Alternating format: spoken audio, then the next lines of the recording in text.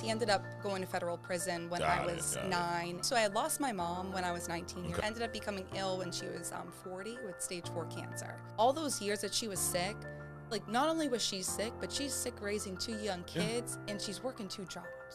Today on True Talk, we have Marysa Maggio. Marysa is a top 50 all-time life producer with Family First Life. Marysa has sold close to 2 million life premium since starting with FFL back in 2018. This past year, in 2023, Marysa finished at $294,000 personally.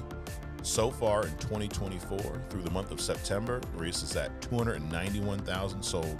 She's projected to issue over $400,000 and join the FFL Hall of Fame for the second time in her career. After walking out of that convention, being number 2 and being broke, it's like, that doesn't feel good. After seeing that video and seeing Sean just like in other people within the company, like around, it's like, you guys weren't faking it. I have a lot of people to prove wrong, and I also believe that everyone can work hard and do what they want to do. Welcome to True Talk. Got a special guest with us today, Marysa Maggio. Well, super excited and thankful to be on with you guys today. Thanks for having me. Absolutely. Thanks for coming down. Absolutely. All the way from Mass. Yep.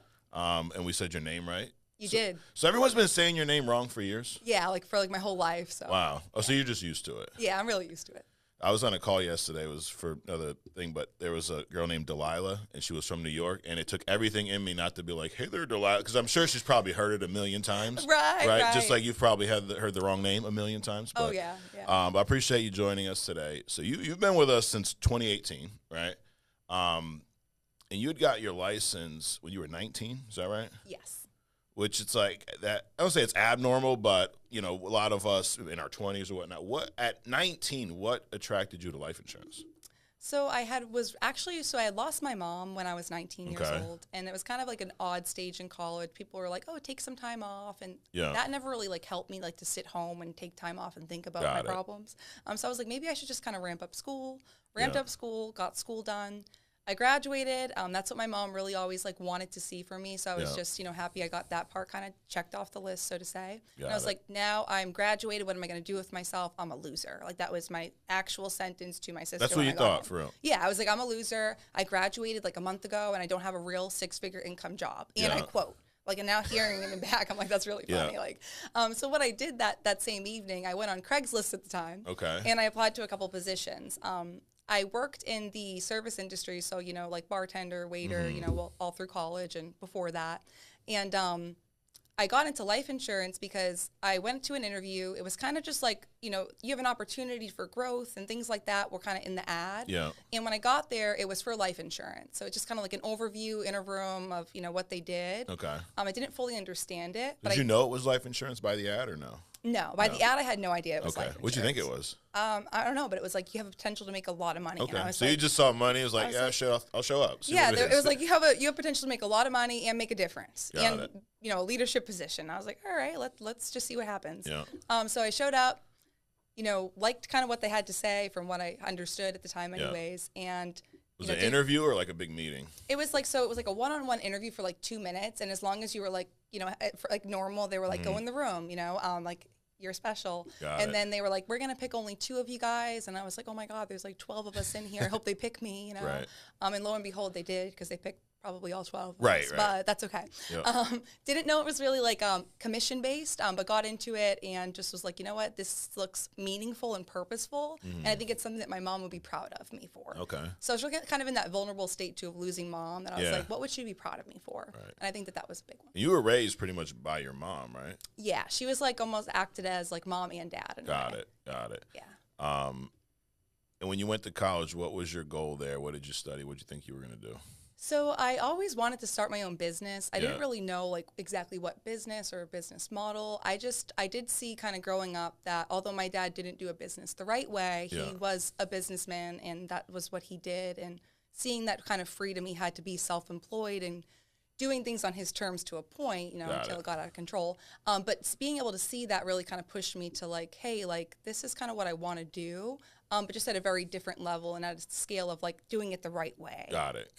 What do you mean he didn't do it the right way? So just to kind of make a long story short, my dad had a really large construction company, in Massachusetts in early 2000s, and it didn't I don't know exactly what happened. Okay. White collar, different things. He ended up going to federal prison when I was 9, and he's out.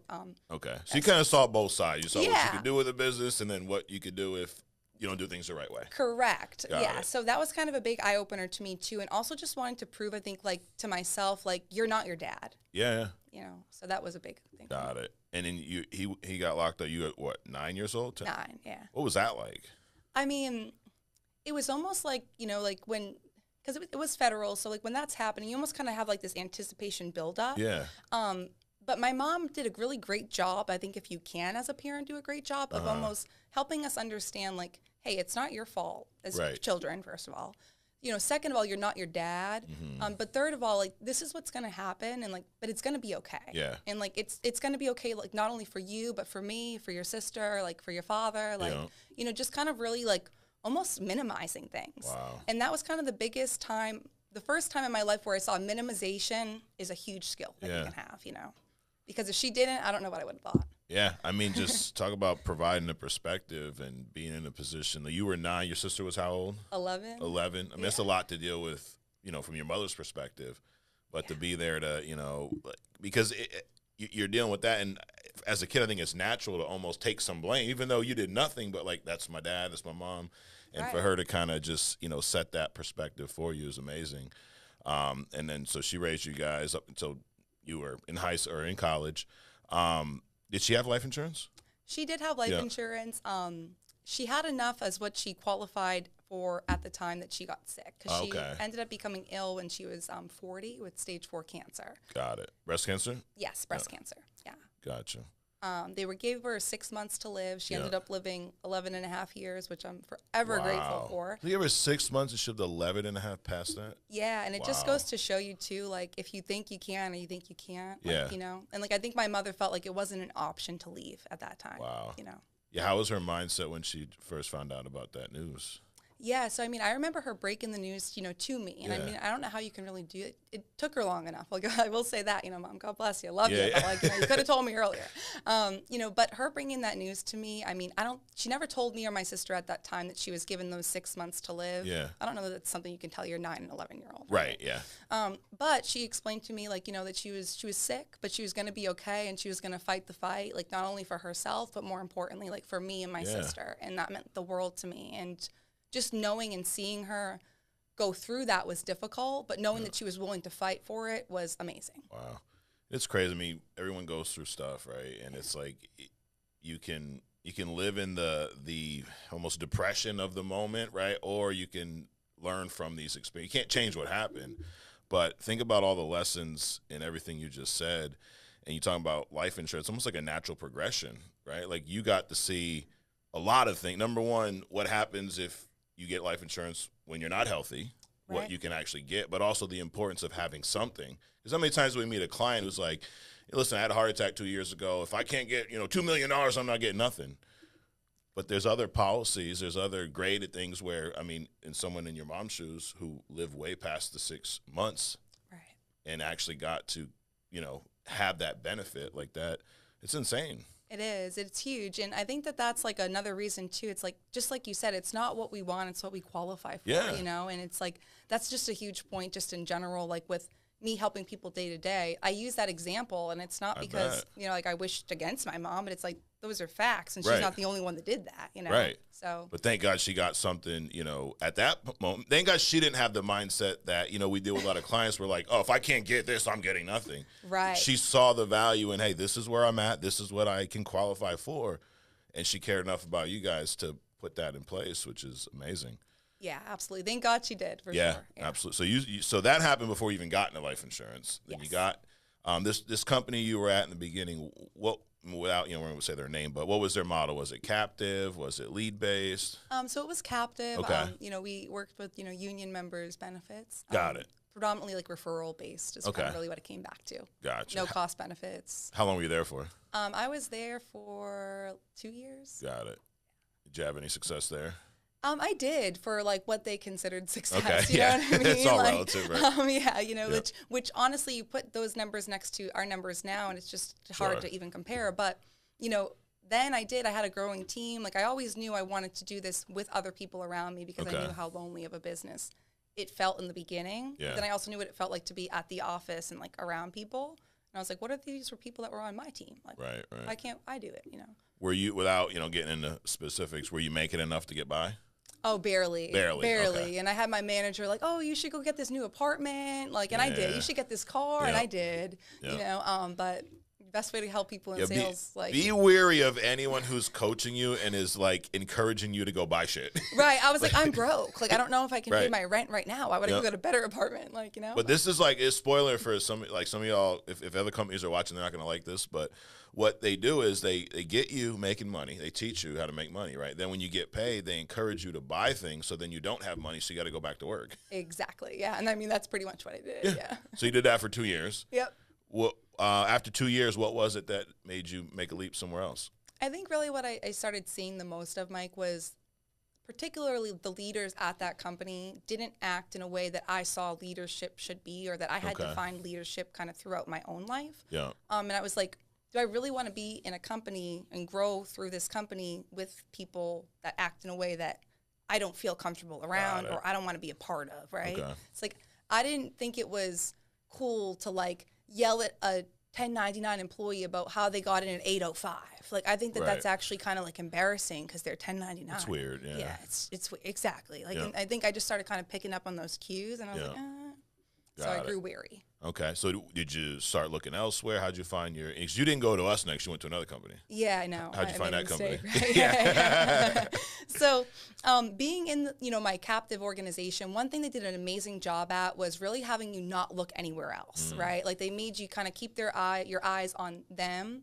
And anytime another company came about in conversation, anything of that sort, leads were shut down. Like, leads are the worst thing in the world. Like, do you understand how much leads cost? You know, like, you can't pay your rent. Like, you think you're going to be able to buy leads? Like, those are the conversations that happen, and it's like, what? You know? So after kind of leaving there, though, I found the IMO world, I guess we could say. Okay. And that was a beautiful thing because I didn't know, like we talked about kind of at the beginning, that there were even products out there that would cover people who had cancer 5 years ago because the company I worked with didn't, right? So it was like you only sold their products, right? Which they probably only had a few. Right, like literally like 3 products, like, you know, like accidental whole life term. And it's like, that's just not going to fit everybody, you know? Right. So telling so many people over those 2 years, like, you're uninsurable. Like, that's what we were trained to do. Wow. It's like, that hit me when I saw, like, so you're telling me anybody can get Corbridge, right? Like, you know, it's like, okay, like, I made a mistake the last 2 years, right? But it opened me up to the IMO world, and I was at my, second practice company, and we got started. How long were you there for?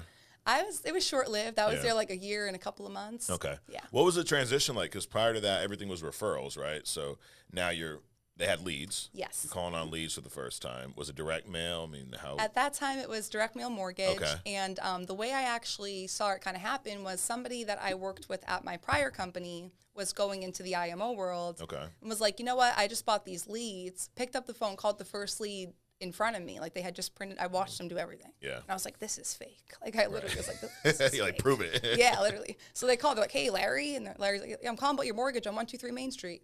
Calling about the form you filled out. And he's like, yeah, come over.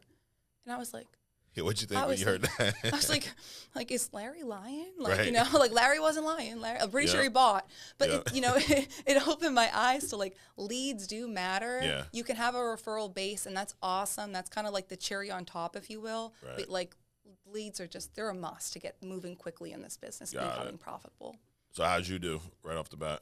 Honestly, I was loving it because Really? I was so used to calling people and, like, beating around the bush and then going in, like, your home, Mike, and I would be like, giving you this no-cost benefit and then transitioning to life insurance. And it's like, now I just got to go in and, like, shoot you straight. Yeah. Hey, Mike, I'm here for the life insurance, the form you filled out. It's refreshing, right? I mean, because really what you were doing before is a bait and switch. 100%. I'm coming to give you something free, but I'm really trying to sell you this. Like, how long was your average appointment in that first company? So long. Oh my gosh. We had videos that people had to watch, or they told you lost points, you know what I mean? Like, they would be like, you skip video 2, and it's like, okay, dude, like, it's 20 minutes long. But with the videos and everything, literally like an hour and a half, even on a no close. So hour and a half regardless of what happens. Like and if you close, what is it, like another hour? I was going to say add an hour, you know, depending on how fast or slow, like, the software is moving. Like, so you get, I mean, at max, what, 3 people a day, maybe? Exactly. So it's like, you know, you're really slimming your chances down. And then when you went to this new company with leads, what was your average appointment early on? Like how long? Yeah. Like 40 minutes. Yeah. And it was like, oh my God, I just got to go in there, talk to them what they needed to talk about, do it, and move on. Yeah. What was your compensation there? My compensation walking in the door was 50%. Okay. Was that higher than the captive agency? Yes. I'm happy you asked that. Captive agency at that time, we started at 25.5%. Wow. But like what you were saying earlier, that's all you knew, right? Yeah. I was like, this is great. Yeah. Like 25.5. I'm like, I don't even know what that means, you know? Come to find out, it's really not good. Like if you're at 25.5, leave. Like, I remember first year we started, you know, obviously with the comp we offer, there was agents coming from everywhere. And we had heard that this was like the message that these other companies were saying online to keep their agents there. They would tell you, hey, Marysa, you're not professionally ready to be at 100% comp. Like, what in the world does that mean? Right. So you're not professionally ready to get paid more on your own policy that you're the one selling? Right, right. Or maybe the person above you is just not professionally ready to give up some compensation. I was going to say to give up that override. Exactly. Mm-hmm. But that's like the stuff, it's like, you know, brainwashing. They condition you to think that 25% is great. You should be on your hands and knees thanking me for giving you 25%. Right. So then you moved over to this place, 50%. So that I bet at the time seemed like, oh my God, that's insane. I just doubled my income. Yeah. Yeah. But you said about a year and a half? Yeah. What happened there?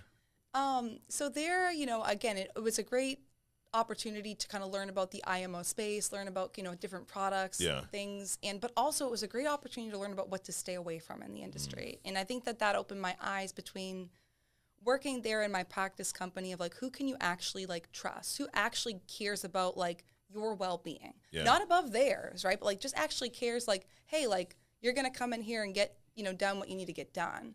And really what I realized at that company was there was leadership, if you will, but it was lacking in a way of like, we're just going to tell you whatever you want to hear. Like, we're not going to lead the way and tell you like, this is what you should be doing, or like you could have done better here. And when no one can like placating you. Yeah, it's like when you can't give me any feedback, like it's like that's really concerning because I could give myself feedback like in the whole way in the car ride home, you know.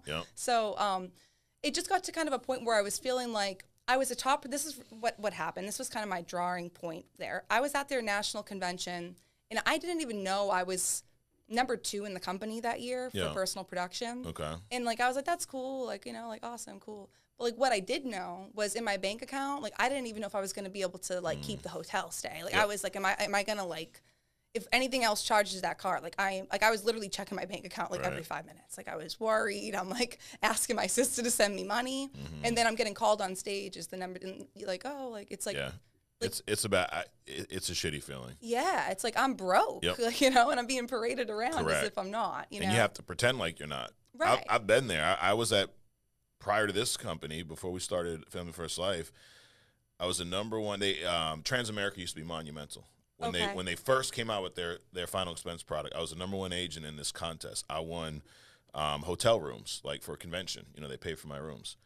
It was down in North Carolina. And I'm like, I'm the number 1 producer there. I was like top 10 in the company, and I couldn't afford a plane ticket. I'm driving to North Carolina to stay at these rooms that I won because I'm so great, but I don't even have enough money for a damn plane ticket. Right. But you go up on stage, they give you your little ring and your trophy, and you're smiling like you're making money, but you're not. Right. It's sad. And it hits you, and it's like almost like I felt like a liar. Absolutely. You know what I mean? I'm like, I'm lying right now, like to all these people. Like, and that's kind of when I was like, okay, like. I think that's the worst part is you got people sitting in the stands looking at you like, oh, I want to be in her shoes. And you're like, bro, you actually don't. Like you definitely Matter of fact, don't. run. Right. Like I work real hard this year. Like, and I can like, and I'm worried. So Got it. So was that kind of the turning point that made you look elsewhere? Or? Yeah, that was kind of the turning point that kind of, I was just like, you know what? I don't like, there's just like I found that opportunity, like there's other opportunities, but this time, Marysa, if you're going to stay in the insurance space, let's not make a mistake of going somewhere that like, you don't feel like it's going to be a long-term good fit. Got it. So you would you say you knew what to look for after now going to these 2 different companies, very different, But you knew what you didn't want, at least. Yeah, 100%. I knew what I didn't want, and I knew, I feel like I knew the places that I needed help within, if that makes sense. So okay. That was huge. When did you first find out about Family First Life? Were you back when you were at this company or when you're getting ready to leave? So it's funny that you bring that up. So when I was first getting started at that company, again, new to the IMO space, there with, a friend that also came out of, practice company. And really what I realized was, Mike, I just lost my complete train of thought. That's all right. When did you find out about Family First Life? Okay, yes. So I'm happy you asked that because when I found out about Family First Life, I had already now signed my contract at that company. Okay. And I saw this video with Sean, and I was like, who is this guy? And I was like, he's doing the same thing like we're doing. Yeah. And then I started looking at like the comp, and I was like, they're getting paid way more. Then I was like, damn, Were you still out of 50? Yeah. So you're number 2 producer. No. Oh, okay. I'm sorry. This is like when I first got started. I got you. Yeah. Right. So that's when I first found out about Family First Life because I was on like maybe like I should be there. So I called my upline, which I know now is stupid, and they talked me out 81 reasons why Family First Life was the wrong place to go, right? Because that's their job, right? Yep. But at the same time, I think after seeing that video and seeing Sean just like in other people within the company, like around, it's like you guys weren't faking it. Right. And that's what I felt when I first watched that video. So it was like, hey, like if you're going to give it a shot, do your research. But all the research I did pointed back to like, no one's going to shoot you straighter than this dude seems like he's about to, Yeah. So that was kind of like why I was like, okay, let's give this a try. Got it. So I got a call from somebody. Wait, from the time you saw that video to the time you joined us, what's that time span? 1.5 years. Okay. Yep. Got it. So it was really early on when you... Yeah, I was basically like, hey, I think I want to go to Family First Life. And they were like, no, you don't. This is why. And like, you already signed a contract. That was the first thing they said to me. And then I was like, and they were like, well, this is why you don't. And I was like, okay, all right, I don't even remember what they said, but it wasn't true. So what finally pushed you over the edge so you're like, I'm leaving, I'm going to FFL? So coming back from that convention, there was a day that I was just like, I was trying to just put myself in a better situation, so to say, like leads-wise, financially, profitability, because after walking out of that convention, being number 2 and being broke, it's like, that doesn't feel good. So I'm like, it's me. Like, like I wasn't confused. Like, it was me. There's things I definitely could have done better. But, like, what was it that I could have done better? So walking out of that company, I think the biggest thing I walked away with was knowing what I needed for myself. And when we can figure that line out, it's like you kind of figure out where you need to be for not only you, but for like your future self. Right. So. Yeah. That's the thing is wherever you're at, they're going to make it sound like it's all your fault. And it's tough because a lot of it is your fault, right? Like 100%. That's one thing I love about our industry and our company in general. If you do well with us, that's on you. If you do bad with us, that's also on you. Right. Because we all have the same tools. We all have access to leads. We all have access to the same carriers. We all have access to the same training. But if you decide to utilize more of the tools and to work more than me and do better, that's on you. But what you have to do is step back and analyze, well, what do I have for tools? And in our business, tools are your compensation, your carrier, your training, right? Like I was a carpenter for years. If you had a nail gun and I had a hammer, odds are you're going to get shit done quicker than me. Right. So I could be the best carpenter in the world, but if I'm out here, banging shit together with a hammer and you got a nail gun, takes you 3 seconds, you're going to get things done quicker. Yep. Doesn't mean you're better than me, means you have better tools. Same thing here. We have higher comp. I'd say it's a better tool. Yep. Why is that a better tool? Because when you meet with your client, who's making the sale, you or your upline? You are. You are. Yep. So who should keep most of the commission? You should. You. Yep. So this whole, you're not professionally, I don't know what that means. It's weird. Right. So weird. Recruit more people. Then you won't be professionally ready to say stupid things like that. Right. Maybe. But it's the tools. So you decided after 1.5 years, I'm going to make this jump. What was that like? Honestly, it was fun. It was like the best jump. I think that it was the first time I felt really refreshing, like going into something and feeling like clean slate, like start over, like let's just do this thing the way that it's supposed to be done in the vehicle, to your point, that it's supposed to be done in. Right. And let's feel what that feels like. If it doesn't feel good in 90 days, go. Yeah. Like that was the promise I made to myself. Got it. And you started with us, it was like August of 18, I believe. August, it was like 70-something thousand your first year. What was your best year at your previous companies? As far as issue paid goes. As far as issue paid goes, in my previous company, best year was 404. Okay. Okay, so you sold over $400K. And that was, obviously, like you said, that was the year you were number 2? Yeah. Got it. Yep. So with us, first year 73, you started off mid-year. Second year 194. And then in 2020, 435. So you hit Hall of Fame. 331 the next year, 298 in 22, 294 last year. But here's what I like to see is right now we're in, October. This is as of the end of September. You're at 291. You're 3,000 less than what you did the entire year last year. Right. And we still have the whole fourth quarter to go, right? So I would assume you're going to hit Hall of Fame. Yeah, Not to put you on the spot, but to put you on the spot. No, put me on the spot. I will hit Hall of Fame. Marysa will be in the Hall of Fame again this year. 100%. What changed this year? You're already at what you did the entire year last year. I think a lot of it came back to, like, I used to give myself insert excuse in terms of, you know what, Mike, I'm building my team right now. So, like, I'm going to focus on building my team and not my personal production. Got it. And when that happens. It's like the biggest lie in the world. I was going to say, I realized, like, it was exactly that. And so you see the numbers kind of fluctuate quite a bit in my personal production. Yeah. But a lot of that, honestly, quite frankly, goes back to the excuses I was giving myself. Like, and I can be honest enough to be able to be like, I was stupid. Like, you know what I mean? Yeah. And now this year I told myself, like, hey, stupid, like, you're going to do both. You're going to do both because it's not hard and you can do them interchangeably. And quite frankly, it makes more sense. If you're already doing it, why not let other people hear you, listen, and, like, learn alongside you or on Zoom? It's like, it only makes sense, Yeah. So for a time, I guess some of these years when your personal production went down, would you say that your team volume probably grew? Yes, 100%. So you at least told yourself or believed that fallacy of, I can't do both at the same time. Right, because I'd be like, oh, well, Mike, the team's growing, so obviously I'm doing the right thing. Right. It's it was like me magic, right? Yeah. And it's like, I really have like, I'm not the magic, you're not the magic, like, whoever's going to do whatever they're going to do it. Just like you said, we got that tool belt, however we're going to use it, we're going to use it. Absolutely. So what are you doing differently now to keep them both growing?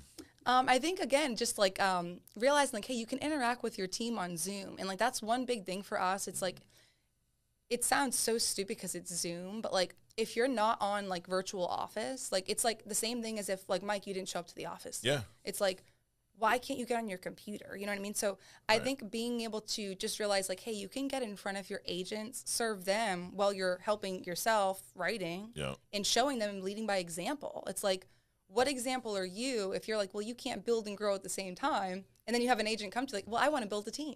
Well, they can't build and sell at the same. Like, yes, you can. Right. I'm a big believer in whatever you tell yourself, you'll believe. 100%. So if you're out there going, I can't, well, you're right, you can't. Yep. But you can't because you're telling yourself that. But tell yourself you can, you will figure out a way to get it done. Amen. It's so true. So true. I mean, if we believe that, you wouldn't have a family first life to work at right now. Exactly.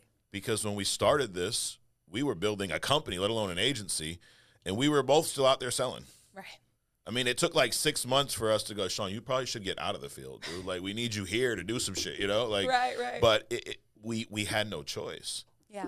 And also, I think a lot of it is what's driving you. What's your goal? What's your why?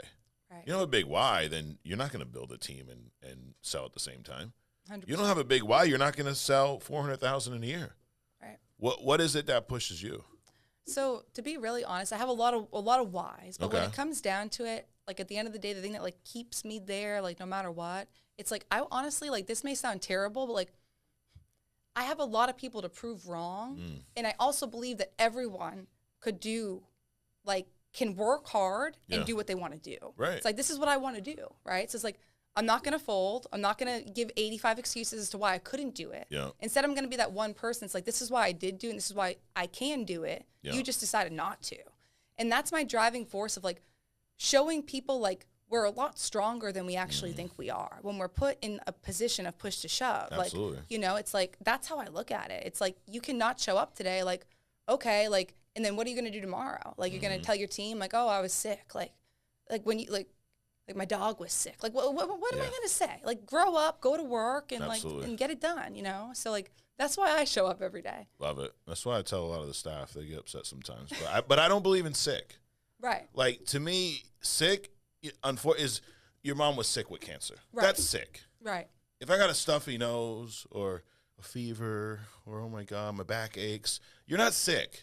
Right. Get off your ass and go to work. Yeah, exactly. And, Mike, I think a lot of that comes from, honestly, seeing my mom, like, all those years that she was sick, like, not only was she sick, but she's sick raising 2 young kids, and she's working 2 jobs. It's like when I think back to that now, I'm like, Marysa, shut up and call your exactly. leads. Like, you know she what was I mean? doing that. Like, here I am. I'm sniffling, and I'm thinking about not dialing today. Have some respect for yourself. Literally, you know. And I bring myself back to moments like that of like, dude, like, remember when like your mom used to get home at 9:30 at night and she was sick with cancer, and you know, like, she still got it done. Yeah. Like, what's your excuse? Right. You know. And I think that at that point, I don't really. What was she doing for work?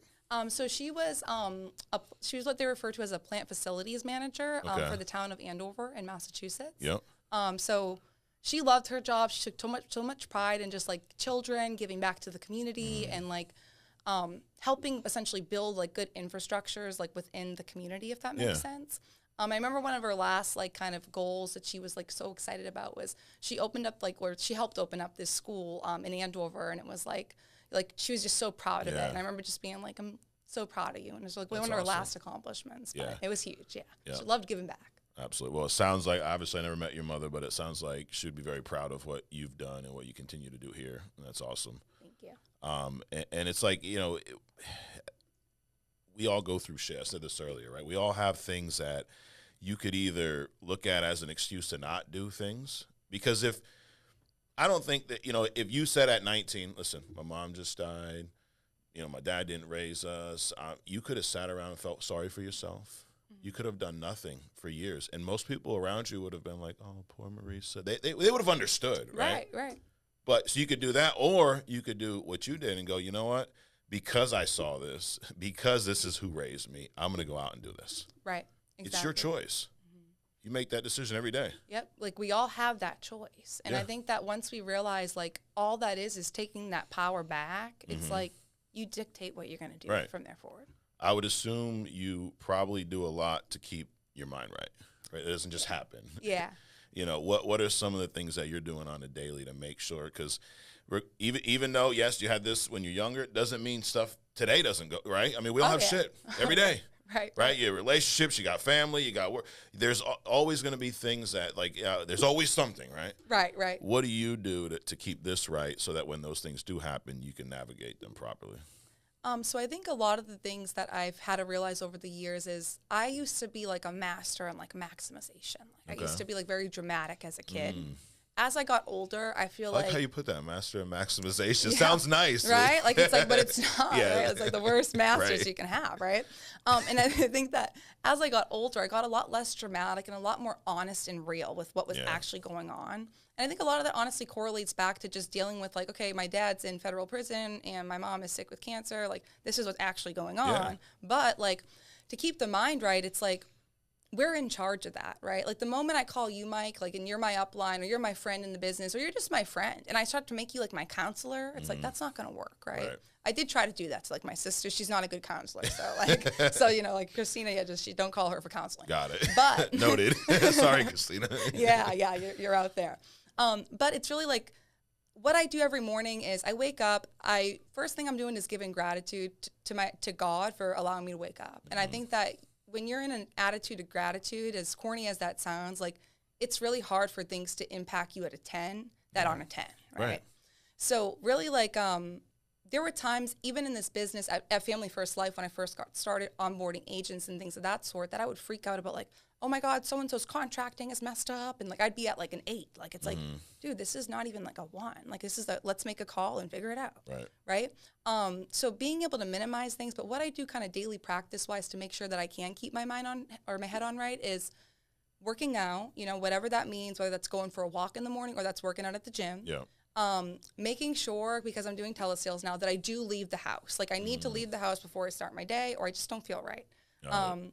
And journaling is huge for me. I think if we don't know kind of where we're at, then it makes our lives a lot harder, just generally speaking. So just being able to kind of write down, like, you know, my intentions for the day and a couple things I'm grateful for. And those are the things I will not mess with, my non-negotiables in the morning. Like, I'll wake up at 2 a.m. to make sure I can get those things done, because if not, I know my mindset can kind of go for a tumble midday, and that's not good for anybody. Right. Got it. That's awesome. What's one of the biggest things you've learned since your time joining this industry? I think one of the biggest things I learned since joining this industry is you have to take people for who they are, and you have to be willing to communicate. I think a lot of like the world's problems could be solved if we were all willing to communicate just that much more. And I feel like my relationships with my ages, my relationships with family, friends, et cetera, have gotten better because I've been more willing to dive in on like the what's going on or like why is this happening, and just being that much more direct. Because if I don't know why my friend's upset at me, and now I get upset for a month about it, it's like, what are we doing? Right, just ask. Right, let's just ask, what did I do? Like, you mad at me? Like, what's going on, right? So I think just realizing, like, there's a lot that can come out of small communication. Yeah, absolutely. And if you just do it and, like, you get uncomfortable, you make the call. Like, I always say this, like, sometimes my agents will be like, what do you do when you don't want to dial? I'm like, I dial. Because I don't want to. So I'm going to just try to bang it out. It's kind of that same thought process, you know, of just, like, get it done. Like, get it done now. Right. Like you mentioned working out. I think the hardest thing is getting to the gym. Right. Once you're there. Once I'm there, I'm like, I'm not going to, like, you know, play around and take a nap. I'm going to get shit done. But it's the idea of, like, you'll come up with every excuse. Oh, it's kind of late. You know, if I do that, I'm not going to have time. And then I'm going to have to rush. Going to the gym for 25 minutes is better than going for nothing. Exactly. But it's getting there that's the, you know, the challenge. Once you're there, it's shit, here we are. Let's do it. Right. Exactly. 100%. Well, this has been great, Marysa. I appreciate you coming down and doing this. We like to wrap up with some questions that have nothing to do with life insurance, so just some fun stuff. Maybe fun, I don't know. Are you a movie person, music person? Like more of a music person. Okay, yeah, I can see you like jamming out in your car, heading to an appointment or something. 100%. Do you have any guilty pleasure songs you listen to? I listen to a lot of like Little Baby, which like, really? Yeah, okay. Yeah, which I blame Rami for. It's Rami's fault. Yeah. Yeah, it's Rami's fault. But watching a Little Baby heavy. All right. Yeah. You know, I'm not proud of that, but that's got it. but he is good. All right? Okay. I'm like, yeah, I should check him out. Do you have a favorite album of all time? Favorite album of all time? J. Cole, The Forest Hills. Oh my God. You know, you're my new favorite agent, Marysa. That's the best album ever. That got me through a lot. Wow. That's either Precious told you to say that or that's real. Yeah, we have to have to cut this and figure that out. But that's awesome. What about your favorite movie? Favorite movie would be Bring It On from way back in the day. Really? Okay. Yeah. Old school. Yeah, I grew up on it. Yeah, love it. Well, that's awesome. Well, again, appreciate you doing this. If you could let everyone know where to follow you on social, what platform, what handle? Yes, you can follow me on Facebook, Instagram, at my first and last name, Marysa Maggio, and I'd be happy to talk to you. Perfect. If you want to join our team. If you're here, you can't join our team, so just so there's no confusion there. But if you're not with us and you think you have what it takes, that's the other, like, is it crazy to say everyone can't do this? No. Everyone can't do this. Everyone can't? No. Or I should say everyone won't. Right. Yes. That's probably a better way to put it. Because it won't. doesn't take any special skill. You don't have to have a certain, like, you've never been in sales before, right? No. Did you do anything commission prior to this? No, I mean, I bartended. Yeah. I'm like, I don't think that qualifies. No. You didn't even know it was commission. No, I didn't. It's like you could be a salesman for 20 years and come join us and have no success, or you could be great. You could be someone, you could be a teacher. Dominique Rogers, he'll tell you he didn't have a job prior to getting a life insurance license. He was in college, played baseball, no job, and now he's here. Right. And he's been Hall of Fame. He's been, top producer.